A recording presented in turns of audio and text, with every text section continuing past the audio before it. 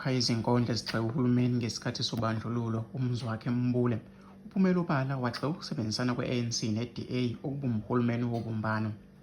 Ukungabikho kweqembu elinqoba ukhetho ngokuqela kuzwelonke okungokuqala emlandweni selokhu kwangena uhulumeni wentando yeningi kuholele ekutheni i-ANC ethola izihlalo eziningi ephalamende likazwelonke imemezela uhulumeni obunjwe ngamaqembu ahlukene i-Government of National Unity okusagqame kuwo ANC ne-DA.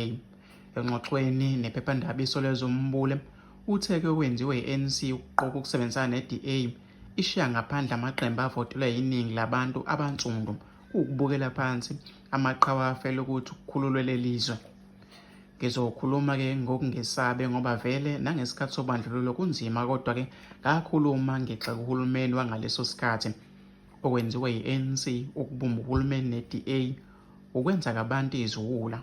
Uma i-ANC siwuhulumeni ne-DA isazoyikhulula kanjani indaba yokubuyiswa komhlaba nomnotho ebantwini?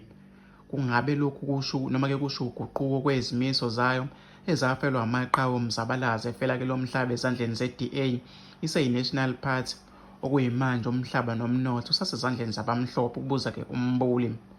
Kuqubuka umsindo ezinkundleni zokuxhumana emva kokusabalala kwezwe eliqoshwe ehaya inkondlo egxeka lolu bumbano, abanye bethe akusilo-ke izwi lakhe. uMbuli uqinisekisile ukuthi nguye kanye kanti inkondlo yakhe inesihloko esithi I wish the dead could rise.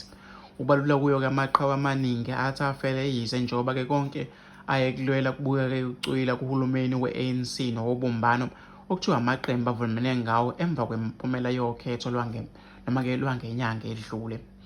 Mina-ke ngane kwethu ofisa ukuthi-ke izivuvo lwakho nombono wakho uthi wena ucabangani-ke ngalolu daba?